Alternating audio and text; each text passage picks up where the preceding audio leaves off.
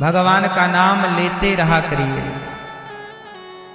भगवान कभी अपराध नहीं देखते। कई बार आप लोग कहते हो कि हमसे पूजा करने में ये गलती हो जाती है, हमने पूजा की हमसे ये गलती हो गई। गलती कहाँ देखते हैं भगवान? पूतना तो भगवान को मारना चाहती थी, कहाँ गलती देखी उसकी? गलती भगवान नहीं देखते, गलती देवता देखते हैं। इसलिए देवताओं की पूजा हम लोग नहीं करते, भगवान की पूजा करते हैं।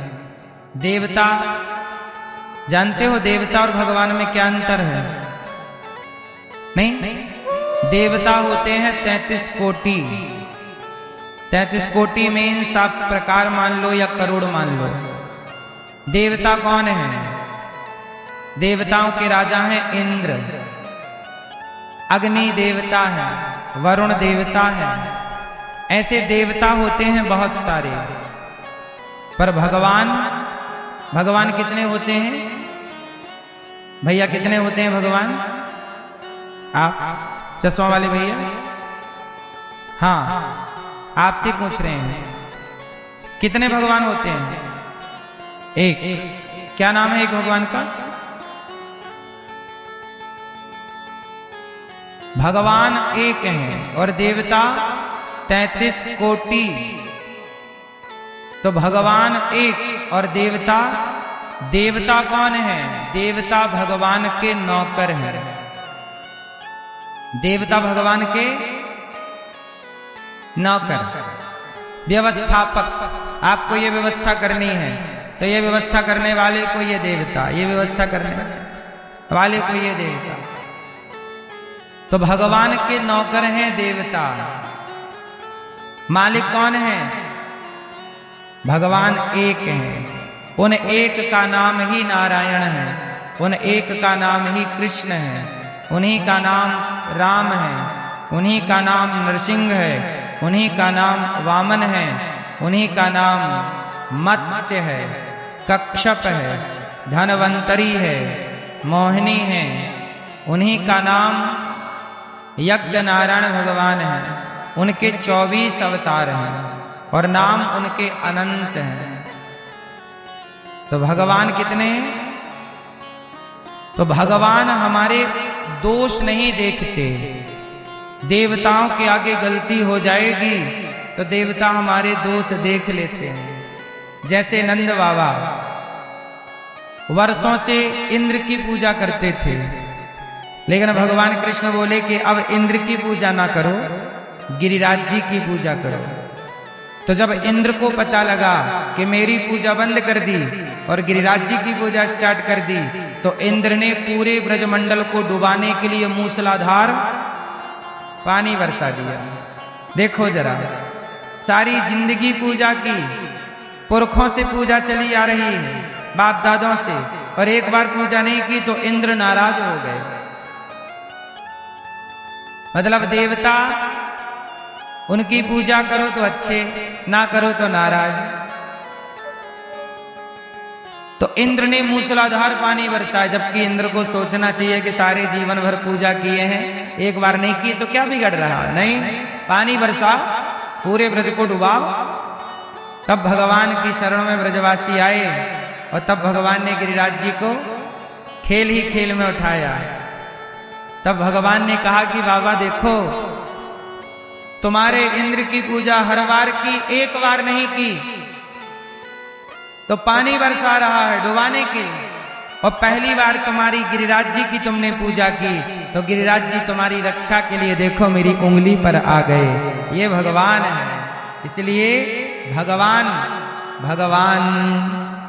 प्रभु जी मेरे अवगुण चित न धरो। भगवान कभी आपके अवगुण नहीं देखते, देवता अवगुण देख सकते हैं, है ना? भगवान अवगुण नहीं देखते। तो आपको देवता और भगवान में अंतर हमने बताया। इसलिए हमारे तुलसीदास जी ने कहा है कि और देवता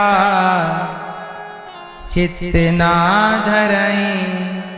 देवताओं की पूजा करने की जरूरत इसलिए आगामी पोथी पाठ भागवत जी के यहाँ पर पुनः 26 सितंबर से होंगे पितृपक्ष में। तो आप भी इस पितृपक्ष में अपने पितरों के लिए माता पिता की पुण्यतिथि पर भागवत जी के पोथी पाठ करा सकते हैं। आप भी सुन सकते हैं, पाठ करा सकते हैं। कल हम लोगों ने कथा में सुना कि महाभारत के युद्ध में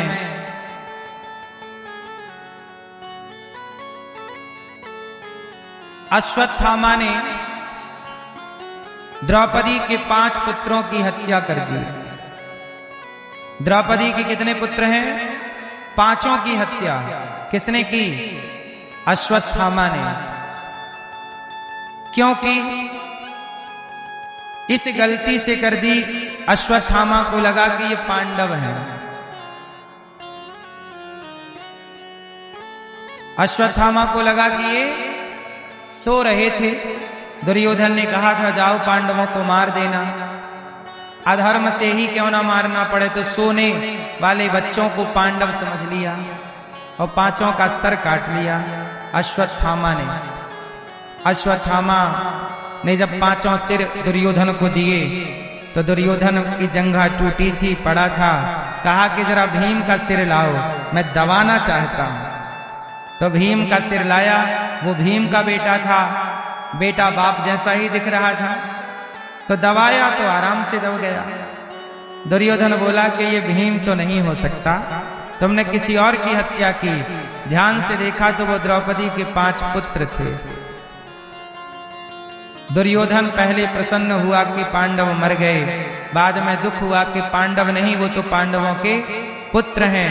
उसी सुख दुख की संधि में दुर्योधन की मृत्यु हो गई और दुर्योधन मर गया। जब दुर्योधन की मृत्यु हुई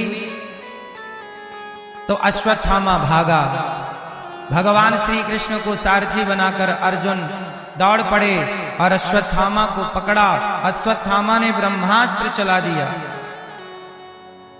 अर्जुन भगवान की शरण में गए। कृष्ण कृष्ण महाबाहो भक्ता नाम भयंकरा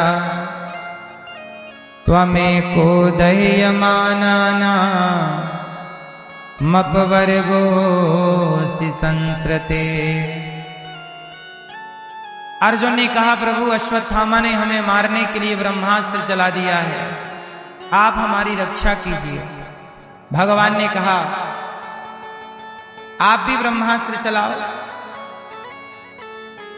आप भी ब्रह्मास्त्र। अर्जुन ने ब्रह्मास्त्र चलाया, दोनों टकराते तो प्रलय भगवान ने दोनों को शांत कर दिया।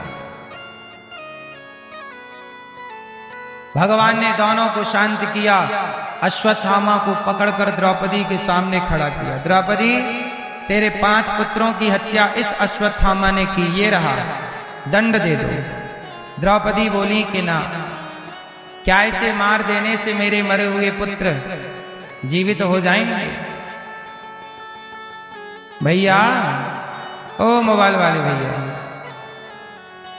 नहीं हुआ काम। आ ही गए हो भगवान की शरण में, अब सुन लो। द्रौपदी के 5 पुत्रों की हत्या करने वाला अश्वत्थामा जब द्रौपदी के सामने लाया गया और कहा गया कि द्रौपदी तू ही बता किसे कौन सा दंड दें, क्योंकि इसने तेरे निरपराध 5 बच्चों की हत्या की है। द्रौपदी ने जो कहा वो सुनिएगा। द्रौपदी ने कहा कि क्या इसे मार देने से मेरे मरे हुए पुत्र जीवित हो जाएंगे? नहीं। जब मेरे मरे हुए पुत्र जीवित नहीं होंगे तो इसे मारने से फायदा क्या? इसलिए इसे मारो मत। ये गुरु पुत्र है और गुरु का पुत्र गुरु के तुल्य है, इसे ना मारो, छोड़ दो। अब अश्वत्थामा को उसके सिर की मणि निकालकर उसे छोड़ दिया गया। पर अश्वत्थामा के अंदर प्रतिशोध था कि इन्होंने मेरा अपमान किया है, इसलिए इन्हें दंड तो देना ही है। तो अश्वत्थामा ने क्या किया, पांडवों के वंश को नष्ट करने के लिए ब्रह्मास्त्र चला दिया। पांडवों का वंश कौन है? अभिमन्यु, जो कि महाभारत में मारे जा चुके हैं, पर अभिमन्यु की पत्नी उत्तरा वो गर्भवती है। अभिमन्यु की पत्नी क्या है? उनके पेट में जो बच्चा था, उस गर्भ के बच्चे को मारने अश्वत्थामा ने ब्रह्मास्त्र दौड़ा गया। और जैसे ही ब्रह्मास्त्र गया, अभिमन्यु की पत्नी उत्तरा दौड़कर भगवान कृष्ण की शरण में चली गई। हे कृष्ण, हे प्रभु, अभी मेरे पुत्र ने जन्म नहीं लिया और अश्वत्थामा ने मेरे पुत्र को मारने के लिए देखो ब्रह्मास्त्र चला दिया। हे प्रभु, जैसे आपने मेरी सास की रक्षा की, द्रौपदी, जैसे आपने द्रौपदी की रक्षा की, ऐसे आप मेरी रक्षा कीजिए। हे प्रभु, अभी मेरे पुत्र ने जन्म नहीं लिया और यदि ये मर जाएगा तो लोग क्या कहेंगे कि जिन पांडवों के रक्षक कृष्ण थे, उन पांडवों के वंश में कोई पानी देने वाला नहीं बचा। आप पर उंगलियां खड़ी करेंगे लोग। इसलिए हे प्रभु, आप इस गर्भ की रक्षा इसलिए करिए क्योंकि इससे आपके यश की रक्षा होगी, वरना आपका यश मिट्टी में मिल जाएगा। हे प्रभु, आप रक्षा कीजिए। भगवान ने कहा, उत्तरा तुम चिंता ना करो, तुम्हारे गर्भ की रक्षा हम करेंगे। भगवान ने छोटा सा रूप, मैं आपसे क्या मांगती हूं? विपत्ति, दुख। कन्हैया मुस्कुरा कर बोले, बुआ कोई दुख भी मांगता है क्या? दुख कौन मांगता है? आप दुख क्यों मांगती हो? दुख मत मांगो, हमसे और कुछ ले लो, सुख ले लो। कन्हैया से कुंती बुआ ने कहा, प्रभु जब मेरी द्रौपदी की साड़ी, बहू की साड़ी भरी सभा में उतारी, वो कितना बड़ा दुख था। और जब द्रौपदी ने आपको बुलाया तो आप द्वारिकाधीश, उस समय रुक्मणी जी आपको भोजन परोस रही थी। जिस समय द्रौपदी के कपड़े उतारे जा रहे थे, उस समय श्री कृष्ण द्वारिका में भोजन करने के लिए बैठे थे। रुक्मणी जी थाली लेकर आई और कहा कि प्रभु पाओ, भगवान भोजन नहीं कर रहे हैं। कहा कि रुक्मणी थोड़ा सा रुक जाओ। क्यों प्रभु? ये भोजन ठंडा हो जाएगा, आप खाओ, प्रसाद खाओ। भगवान बोले कि अभी मुझे जाना पड़ेगा। कहाँ? बोले मेरी बहन की साड़ी उतर रही है, उसका अपराध हो रहा है, अपमान हो रहा है, उसका वस्त्र हरण हो रहा है। तो रुक्मणी जी बोली, तो जाओ, आप क्यों देर लगा रहे हैं? भगवान कृष्ण बोले, मैं नहीं जा सकता। क्यों? क्योंकि द्रौपदी ने अभी तक हमें बुलाया नहीं। द्रौपदी किसे बुला रही है? द्रौपदी अर्जुन को बुला रही है। अर्जुन आओ, बचाओ, भीम आओ, नकुल आओ, सहदेव आओ, गुरु द्रोणाचार्य, पितामह आओ, आओ, आओ। सब जगत को बुला रही हैं। तो जगन्नाथ हाथ बांध कर बैठे हैं, हमें तो बुलाया ही नहीं। और जब द्रौपदी ने समझ लिया कि जगत का बल काम नहीं करेगा, जगत रक्षा नहीं करेगा, सबको बुलाकर थक गई। हाँ, मैं सबका होकर देख चुका, एक तेरा होना बाकी है। रोया मैं बहुत जग के आगे,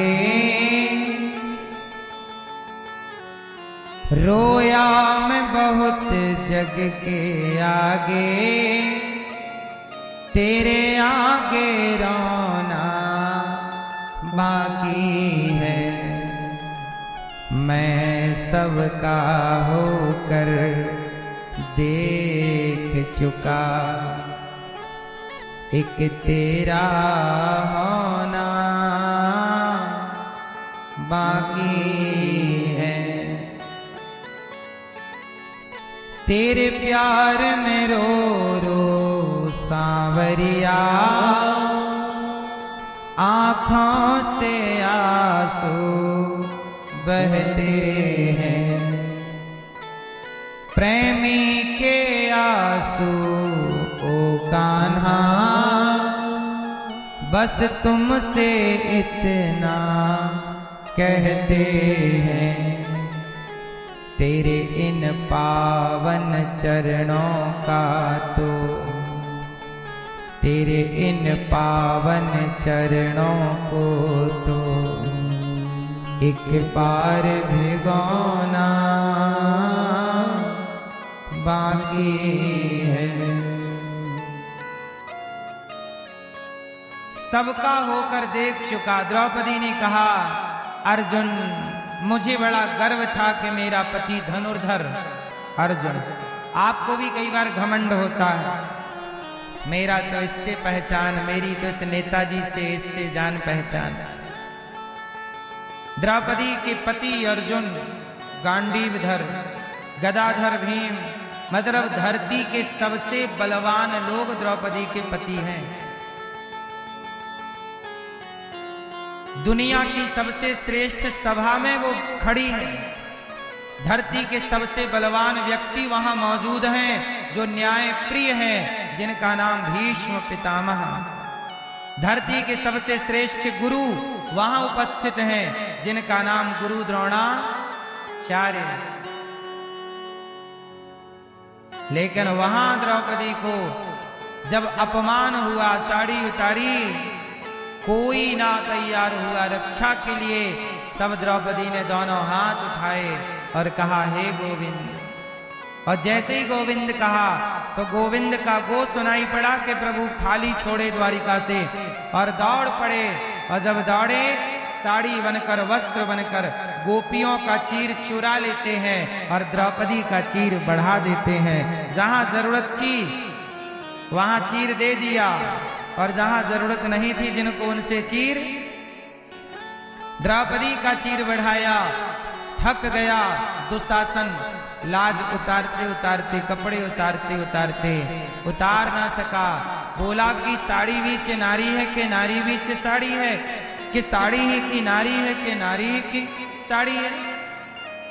द्रौपदी बोली, मूर्ख, न साड़ी बीच नारी है, ना नारी बीच साड़ी है, ना साड़ी ही की नारी है, ना नारी ही की साड़ी है। ये तो वृंदावन बिहारी है जो चीर बनकर खिंचा जा रहा है।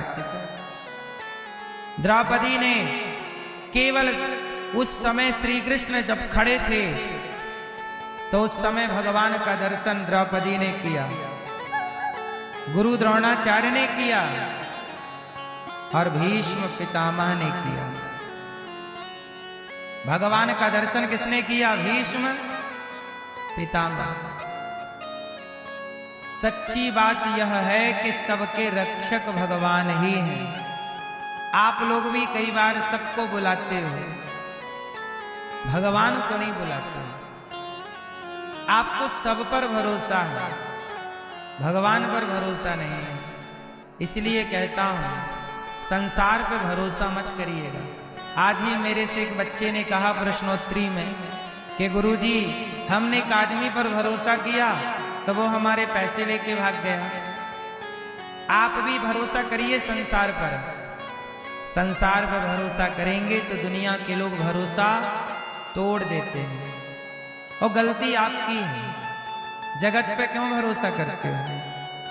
सच्चा व्यक्ति वो जो जगत पे भरोसा नहीं, जगन्नाथ पे भरोसा करे, भगवान पे भरोसा करे। इसलिए भगवान पर भरोसा करना सीखिए। आप बताइए, संसार भरोसे के लायक है? बोलो। जिस पे भरोसा करते हो वही धोखा दे देता है। ये बात सही है कि गलत है ना? इसलिए संसार भरोसे के योग्य नहीं है। मीराबाई ने किस पे भरोसा किया? खुद के ससुर ने जहर दे दिया, नहीं दिया। राणा ने विष दिया, मानो अमृत पिया। मीरा रानी दीवानी कहाने लगी, वो तो गली गली हरि गुण। खुद के ससुर ने जहर दे दिया। भरोसा है? किस पर करोगे भरोसा? भरोसे के योग्य केवल भगवान है। कुंती बुआ बोली, श्याम सुंदर मुझे विपत्ति दीजिए, दुख दीजिए। आपने पग पग में मेरी रक्षा की है। जब कौरवों ने लाक्षागृह में बंद कराया और हम लोगों को, पांडवों को, हमारे बच्चों को जीवित जलाना चाहा, तब आप ही हमारे रक्षक थे। जब दुर्योधन ने 10,000 संतों को वनवास के दौरान धर्मराज के कुटिया पर 10,000 संतों को भोजन के लिए भेज दिया, तब आपने ही हमारी रक्षा की। आपने ही द्रौपदी की बटलोई से एक साग का पत्ता खाया, द्रौपदी के पात्र से, बर्तन से एक साग का पत्ता खा के और अपना पेट भरा तो सबका पेट भर गया और सब साधु चले गए और रक्षा हुई। प्रभु आपने ही पग पग में हमारी रक्षा की। महाभारत के युद्ध में पांडवों को मारने की प्रतिज्ञा कर ली पितामह भीष्म ने, तब आपने ही मेरे पुत्रों की रक्षा की। द्रौपदी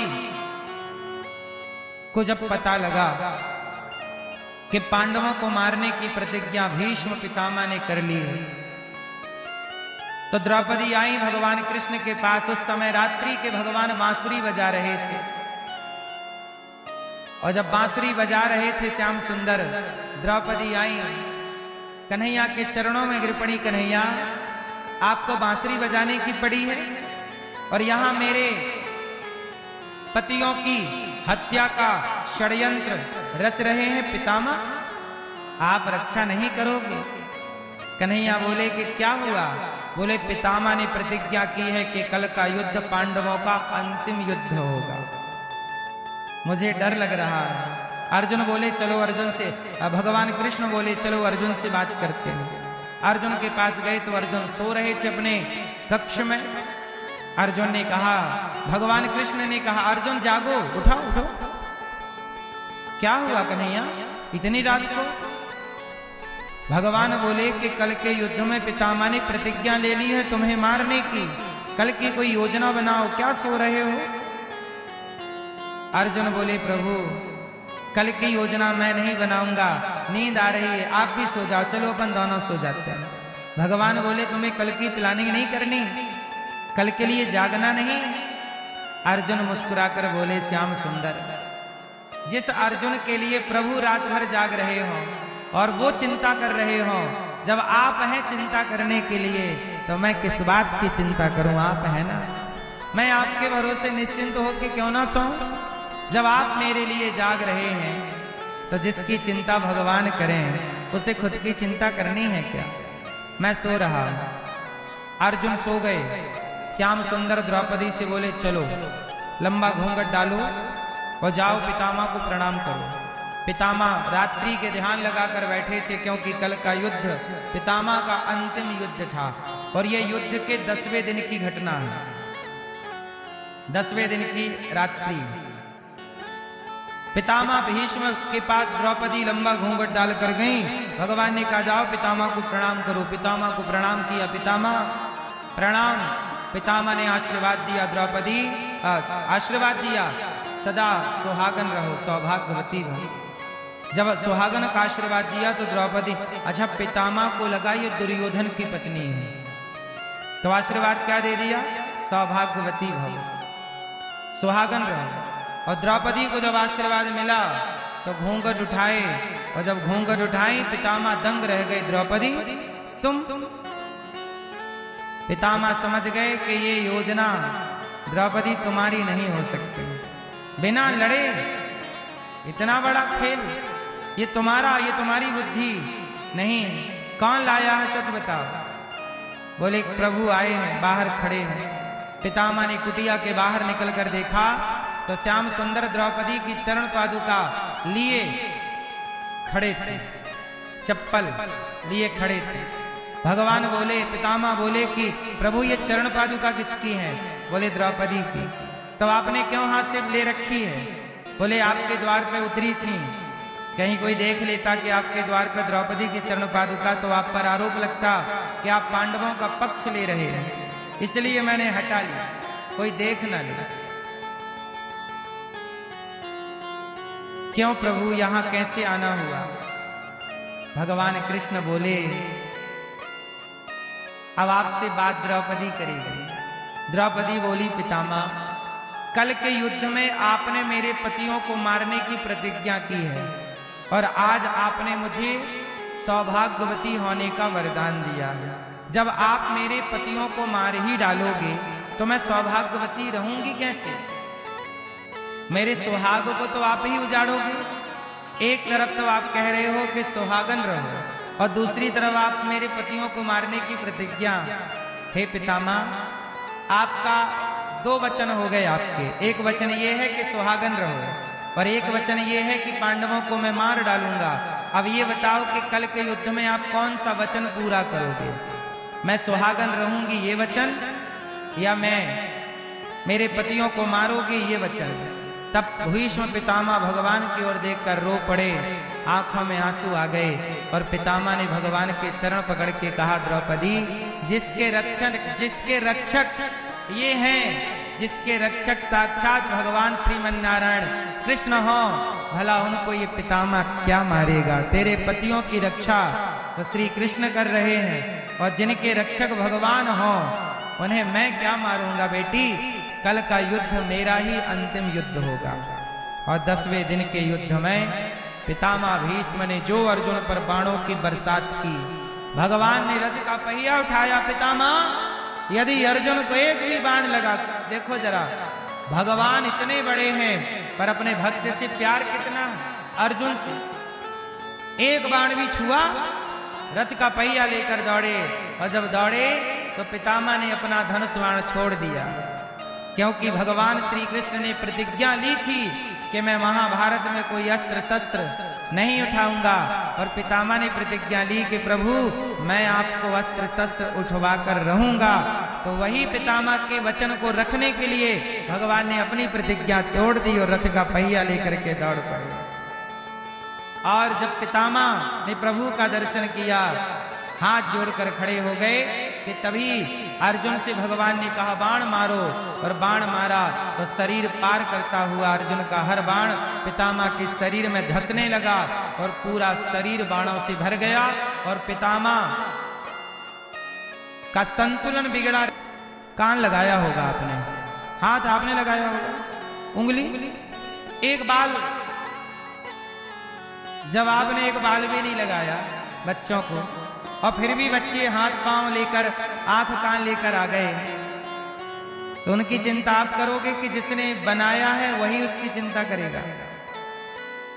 सच बताओ, आपके बच्चों की चिंता किसे है?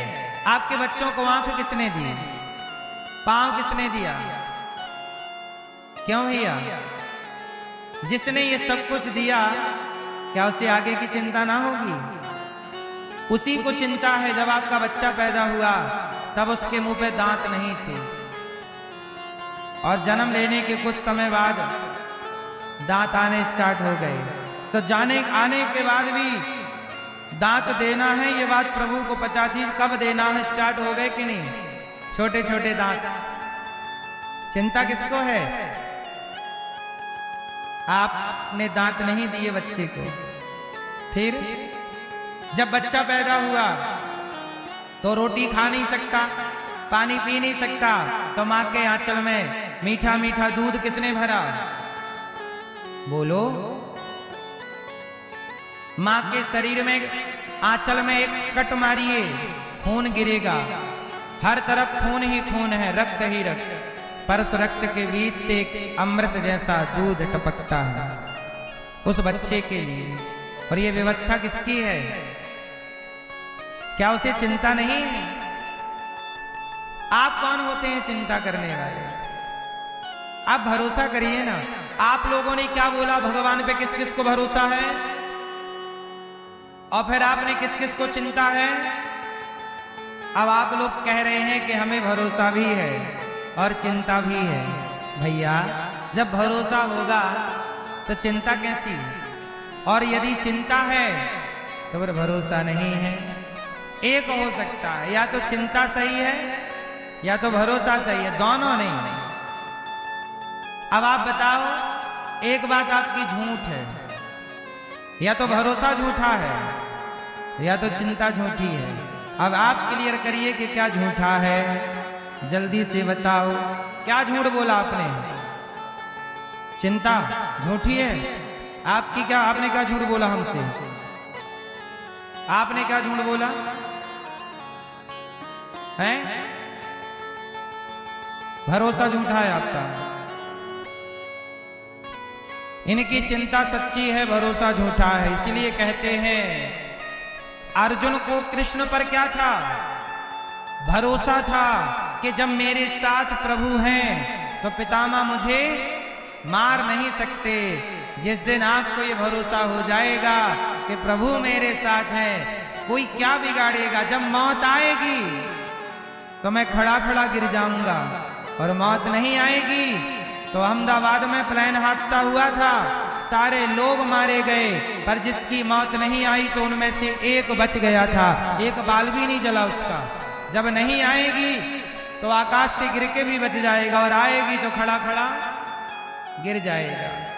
इसलिए कहता हूं चिंता नहीं, बिंदास जिंदगी जियो। काय की चिंता? जब आएगा सब आएगा।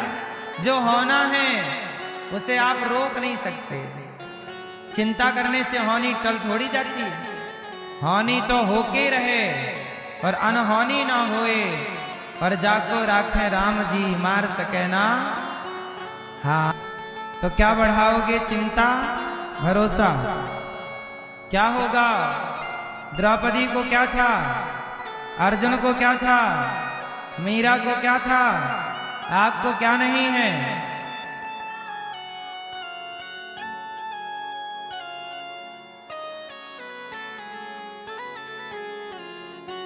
भरोसा की कमी है मेरी माँ। मैया, ओ गुलाबी मैया, कथा सुनने आई हो मेरी माँ? किसे बुला रही हो मेरी प्यारी माँ? सुन लो, पीली मैया जा रही हो? जाओ, टाटा।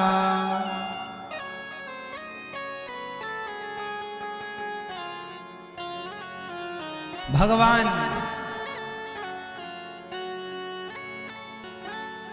कुंती बुआ से कह रहे हैं, बुआ आप क्या चाहती हो? कुंती बुआ ने कहा, प्रभु मैं बस इतना चाहती हूं, आप मुझे दुख दीजिए।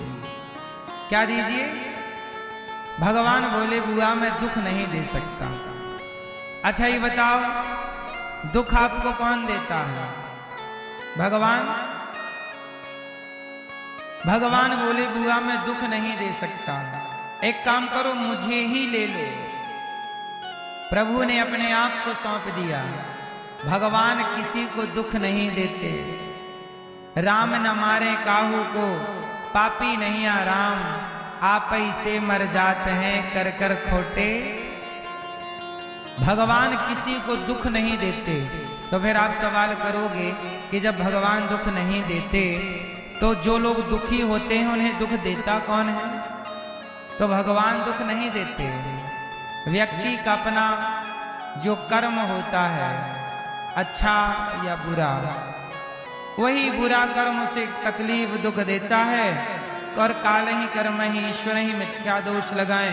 व्यक्ति भगवान को दोष लगाता है, काल को, कर्म को दोष लगाता है, पर दोष किसी का नहीं है। हम दुखी हैं तो हमारा ही कोई पाप है। आप सुखी हैं तो आपका कोई पुण्य किया होगा जो सामने खड़ा है सुख बनकर, पर आपका जो पाप है वो आपके दुख बनकर खड़ा हो जाता है।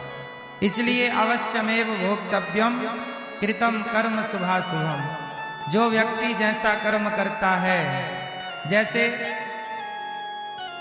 भीष्म पितामह बाणों की सैया पर लेट गए, ये भीष्म पितामह बाणों की सैया पर क्यों लेटे? क्योंकि भीष्म पितामह से गलती हो गई थी। पिछले किसी जन्म में इन्होंने एक सांप को कांटों के ढेर में फेंक दिया था। ढेर सारे कांटे चुभ गए सांप को और बेचारा तड़प तड़प के मर गया। तो कांटों की सैया सांप को दी तो पितामह को भी बाणों की सैया पर लेट के अपना ही कर्मदंड भोगना पड़ा। हमें अपना ही तो भोगना है और किसी का नहीं। पत्नी का पत्नी भोगेगी, पति का पति, पुत्र का पुत्र भोगेगा, पुत्री की पुत्री। इसलिए आप अपना देखो। आपकी पत्नियां तो फिर भी ठीक भजन पूजन में लगी हैं। कलयुग में पुरुष लोग भगवान से दूर होते चले जा रहे हैं। आपके घर में जो मंदिर है, सच बताओ, मंदिर की पूजा आपके घर की स्त्रियां करती हैं कि पुरुष करते हैं? कौन नहलाता है? बहुत कम घर हैं जहां पुरुष स्त्री दोनों करते हैं। और बाकी आप 95% ये मानिए कि भगवान स्त्रियों के भरोसे ही घर में रहते हैं। वही नहलाती हैं भगवान को, वही भोग लगाती हैं, वही पूजा करती हैं, वही जल चढ़ाती हैं सूर्य भगवान को। पुरुष 5% जल चढ़ाते होंगे भगवान सूर्य को। 5% हैं जो सवेरे उठ के भगवान को नहलाकर भोग लगाते होंगे। वरना पूजा पाठ की पूरी जिम्मेदारी किसकी है? घर में स्त्रियों की। पुरुष नहीं करता। सारे व्रत कौन करेगा? स्त्रियां। स्त्री ही एकादशी करेगी, पुरुष नहीं करता। पुरुष तो बोलता एकादशी को तुमने चावल नहीं बनाया। पत्नी बोली चावल नहीं खाते आज के दिन। अरे क्या पागलपन, पाखंडियों के चक्कर में पड़ गई तू भी। डांट और पड़ती है पत्नी को। तो आज का पुरुष तो राम भरोसे है। इसलिए स्त्रियों की सदगति होगी। हाँ, स्त्री चाह ले तो स्त्री अपने पति को भी वैकुंठ ले जाए। वो तो अकेली जाने की अधिकारी है। परंतु आपका क्या हाल होगा रे भाई? आप भी अपना थोड़ा सा वक्त शाम को अर्पण किया करो। सच्चे हृदय से शाम का सुमिरन किया करो। थोड़ा सा ध्यान आप पुरुष लोग भी किया करिए, क्योंकि ये तो आपकी अपनी संपत्ति है। स्त्री का किया स्त्री के संग रहेगा, पुरुष का किया आप भी थोड़ा पूजा कर लिया करो, काम आएगा। मीरा जी कहती है ना, मीरा जी कहती हैं, पायो जी मैंने राम रतन धन पायो। आप जो धन कमा रहे हो वो धन संसार तक का साक्षी तो है नहीं है। आप जो धन कमा रहे हो वो धन कहां तक का साक्षी है?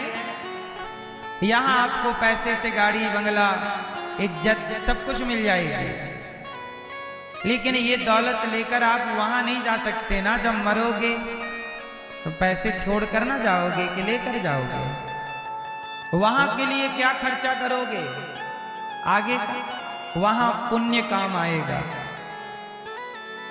एक डॉक्टर ने बताया, एक मरीज हॉस्पिटल गया, एक बूढ़ा व्यक्ति हॉस्पिटल गया और वेंटिलेटर पर था। वो रो रहा था। मरीज वो कोई भी हो सकता है, आप हो सकते हैं, हम हो सकते हैं।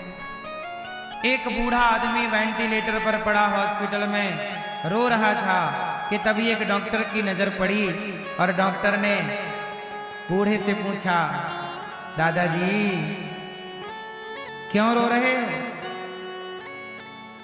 दादाजी ने कहा, डॉक्टर साहब इसलिए रो रहा हूं कि अब मैं आखिरी यात्रा पर हूं। अच्छा, डॉक्टर साहब ने कहा, आप मरने वाले हो इसलिए रो रहे हो? अच्छा, वो बिल्कुल आखिरी चल रहा था वो बूढ़े आदमी का, वेंटिलेटर पर थे, आखिरी टाइम था। डॉक्टर साहब बोले, अच्छा मर रहे हो इसलिए रो रहे हो? बूढ़ा मरते हुए बोला, नहीं नहीं नहीं, मैं मर रहा हूं इसलिए नहीं रो रहा हूं, तो फिर क्यों रो रहे हो? तो मरते हुए व्यक्ति ने डॉक्टर साहब से कहा कि मैं इसलिए रो रहा हूं कि जो मुझे करना था वो मैंने नहीं किया, और जो मुझे नहीं करना था वो मैंने किया, इसलिए वो सब कुछ अब मुझे दिख रहा है, वो देख देख कर मैं रो रहा हूं, और मुझे रोते रोते जाना पड़ रहा है। डॉक्टर साहब ने बड़ी जिज्ञासा से पूछा कि भाई ये बताओ, क्या नहीं करना था जो आपने किया, और क्या करना था जो आपने नहीं किया? क्या था ऐसा? तब मरते हुए उस बूढ़े व्यक्ति ने बोला कि मैं चाहता तो ना जाने कितने लोगों को रोटी देकर मैं कितनों की भूख मिटा सकता था। मैं बहुत पैसे वाला हूं, मैं बहुत बड़ा आदमी हूं, मैं चाहता तो कितने लोगों को पढ़ा सकता था, बच्चों को कितने भूखों की भूख मिटा सकता था, कितने लोगों की मैं सेवा कर सकता था, मदद कर सकता था, पर मैंने किसी की कोई मदद नहीं की, मैंने किसी की कोई हेल्प नहीं की। करना था, मदद करनी थी, सेवा मैंने नहीं की, और जो नहीं करना था वो मैंने किया। मैंने घमंड किया, अहंकार किया, दूसरों को नीचे दिखाया। कई बार मैंने अपने घमंड के चलते अपना पैसा खर्च करके भी लोगों का मैंने नुकसान किया, बिगाड़ा। ये मुझे नहीं करना चाहिए था। अब मैं चाह कर भी किसी भूखे को 2 वक्त की रोटी दान नहीं कर सकता। मेरे पास बहुत पैसा है, मेरे खाते पर, मेरे परिवार में, मेरे बच्चों के पास बहुत जोड़ा, पर मैंने कोई अच्छे काम नहीं किए, केवल घमंड में जीता रहा, दौलत का घमंड करता रहा। आज देखो ना डॉक्टर साहब, मैं पढ़ा हूं, मेरी दौलत मेरे काम नहीं आ रही। लता जी जब गई तो लता जी ने जाते इंटरव्यू दिया। लता जो बहुत अच्छा गाती थी, लता जी जब गई उन्होंने कहा कि मेरे पास सैकड़ों जोड़ी कपड़े पड़े हैं, पर आज मैं हॉस्पिटल में वो हॉस्पिटल का कपड़ा पहन करके एक बिस्तर पर पड़ी हूं। मेरे पास 10 नौकर चाकर थे, एक आवाज पर 4 लोग खड़े होते थे, पर आज हॉस्पिटल के से कमरे की 4 दीवारी में मैं पड़ी हूं। आवाज लगाने पर भी समय पर कोई आने को तैयार नहीं। मैंने सारी जिंदगी पैसा कमाया, पर आज वो पैसा, मेरे सारी जीवन भर का पैसा आप खर्च करके कहो कि मुझे एक दिन का जीवन लौटा दो, तो क्या आपको 1 करोड़ देकर भी क्या आपको 1 दिन की मोहलत दी जाएगी? आप पैसे से समय नहीं खरीद सकते, बल्कि समय को बर्बाद कर सकते हैं पैसे के लिए। परंतु अच्छा एक बात मुझे बताओ कि आप लोग 1 किलो सोना कितने साल में खरीद सकते हो? आप सब लोग बताइए, आपको 1 किलो सोना खरीदना हो तो आप कितने साल में, आपकी क्षमता क्या है, कितने साल में आप 1 किलो सोना आप खरीद सकते हो? कितने महीने में, कितने दिन में, कितने साल में? आप बताइए। 1 साल में आप 1 किलो सोना खरीद सकते हैं, आप बताइए। 5 साल में आप 1 किलो सोना खरीद सकते। दादाजी आप 1 किलो सोना कितने साल में खरीद सकते हो? 10 साल में। चश्मा वाले भैया आप 1 किलो सोना कितने साल में खरीद सकते हैं? आधा महीने, मतलब 6 महीने में, 1 दिन में। 1 दिन में 1 किलो सोना खरीदने की क्षमता है इनके पास। दादाजी आप 1 किलो सोना कितने साल में खरीद सकते हैं? नहीं। चलो अब सवाल दूसरा, अब सुनो। सवाल ये नहीं था, मुख्य सवाल अब पैदा होगा। सवाल मुख्य ये है कि 1 किलो सोना आप 1 साल में खरीद सकते हैं, तो मुझे बताइए कि 1 साल खर्च करने से 1 किलो सोना आपने खरीदा। अब बताइए कि 5 किलो सोने से क्या 1 महीना खरीद सकते हो? क्या 10 किलो सोने से आप 1 दिन खरीद सकते हैं? उत्तर दीजिए। क्या 100 किलो सोने से आप 1 मिनट खरीद सकते हैं? क्या 1000 किलो सोने से 1 सेकंड खरीद सकते हैं? समय को बिगाड़ कर सोना खरीदा जा सकता है, पर सोने को रखकर समय नहीं खरीदा जा सकता। तो एक बात बताओ, यदि तराजू के एक पलड़े पर मैं समय को रखूं और दूसरे पलड़े पर सोने को रखूं तो किसका पलड़ा भारी है? सोने से भी कीमती कोई है तो वक्त कीमती है, समय कीमती है। इसलिए समय रहते अपना कल्याण कर लीजिएगा। वो बूढ़े आदमी जब हॉस्पिटल में मरने लग गए, बोले कि अब मैं जा रहा हूं डॉक्टर साहब, लेकिन मैं रोते रोते जा रहा हूं, क्योंकि मैं पुण्य कर सकता था, भला कर सकता था, पर मैंने नहीं किया। सारी जिंदगी जोड़ता रहा, जोड़ता रहा, जोड़ता रहा, मर गया। अब आप लोग बताइए कि आपको हंसते हंसते जाना है या रोते रोते? आपकी बात। तो हंसते हंसते जाने के लिए आखिरी में अफसोस ना हो किसी बात का, अच्छे काम करिएगा।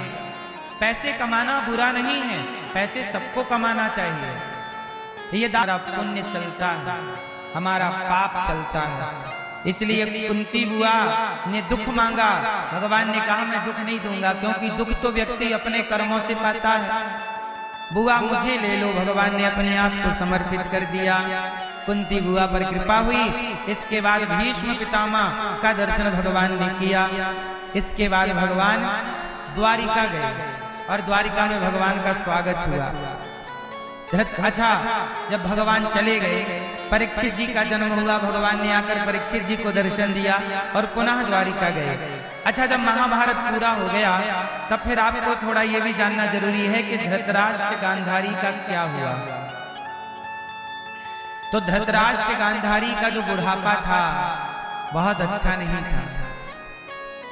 धृतराष्ट्र को भीम भैया आखिरी में रोटी जब परोसते हैं तो जानते हो कैसे देते हैं? ऐसे फेंक कर, ए बुढ़ा ए रोटी ले ले। एक रोटी इस तरफ पड़ी है, एक उस तरफ। धृतराष्ट्र बंधे थे, हाँ भीम कहाँ पड़ी है? ओ जाते, हाँ एक रोटी मिल गई, हाँ एक और कहाँ? इस तरह। अच्छा, और चटनी कहाँ है? दाल कहाँ? आ जाइए कटोरी। पूरा भोजन ढूंढते थे और भीम ऐसे देते भैया भीम, ए बुढ़े, कुत्तों की तरह। अब आप लोग बताइए कि भीम भैया का धृतराष्ट्र के साथ ये व्यवहार सही है कि गलत है? जोर से, जोर से, जोर से।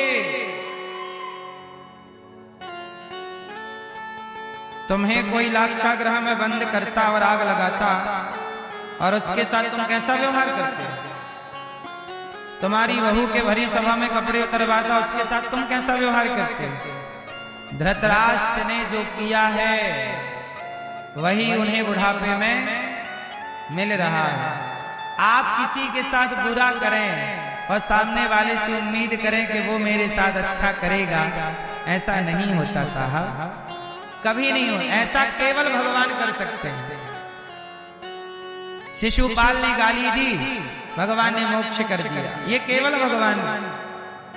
धृतराष्ट्र ने भीम भैया को मारने के लिए, भीम जब छोटे से थे ना तब भीम को जहर दे दिया था दुर्योधन ने।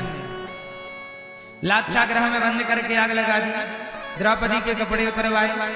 और तो और जब पांडव महाभारत जीत गए तो धृतराष्ट्र ने बोला कि भीम तुम आओ, मैं तुम्हें गले लगाना चाहता हूं। और गले लगाने के बहाने जब भीम को गले लगाया तो धृतराष्ट्र ने दबा दिया। वो तो भगवान थे कि भीम की जगह पुतला को लगा दिया। तो ये आदमी, ये व्यक्ति, ये इसी लायक है। कुत्तों की तरह रोटी दी जा रही है, ये लो। वो तो भीम भैया ठीक है कि कुत्तों की तरह दे रहे हैं, ये तो कुत्तों की तरह भी लेने का अधिकारी। जब कर्म आपके बुरे होंगे ना तो फिर आप उम्मीद मत करिएगा। सास का टाइम होता है ना तो बहू पर, सब सासों के लिए नहीं बोल रहा हूं, कुछ सासें बहू पर बड़ा जुल्म उठाती हैं, नमक भी तिजोरी में बंद कर लेती हैं। और वही सास जब बूढ़ी होती है और जब बहू का रुतबा आता है तो फिर वो बदला लेना स्टार्ट करती है। बुढ़िया सुन, जैसा कहती हूँ वैसा रह, पड़ी रह चुपचाप, ज्यादा बोल मत। तो जैसी करनी। इसलिए कहता हूं कि जब समय अच्छा हो तो अपने अच्छे वक्त का घमंड मत करिएगा। किसी पर अत्याचार मत करिएगा। धृतराष्ट्र ने खूब अत्याचार किया। सच बताओ, धृतराष्ट्र ने अत्याचार करने में कोई कसर छोड़ी है? गलत करने में कोई कसर छोड़ी है? इसलिए आखिरी समय कैसा हो रहा है? कुत्तों की रोटी खा।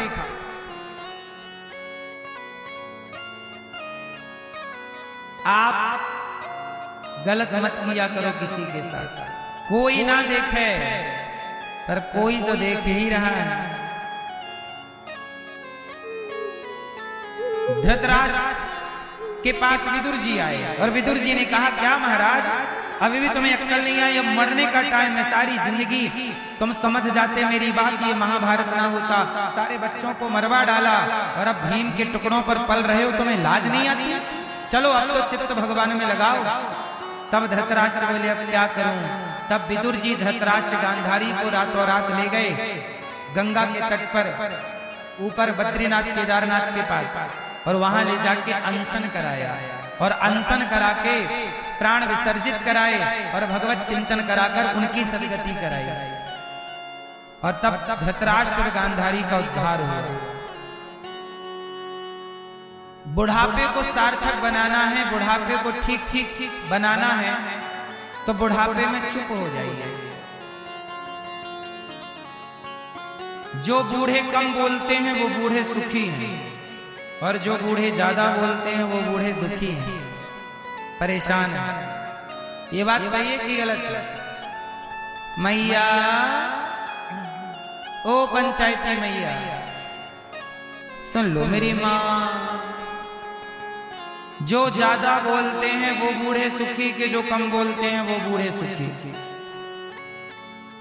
ज्यादा होशियार ना बना करो, कम बोलो, मान। अब बच्चों को आपके ज्ञान की जरूरत नहीं है। बूढ़ों को लगता है हमारे पास ज्यादा ज्ञान है, बच्चों को दे दें। एक पिता का धर्म भी है कि बच्चों को समझाए। आपने समझा लिया, समझाई बेटों को बेटियों को, पर बेटा बेटी मान गए तो अच्छा है। अब नहीं मान रहे हैं तो अब आप समझा रहे हैं। जब कोई सुन ही नहीं रहा है आपकी, तो फिर बोलने से क्या फायदा है?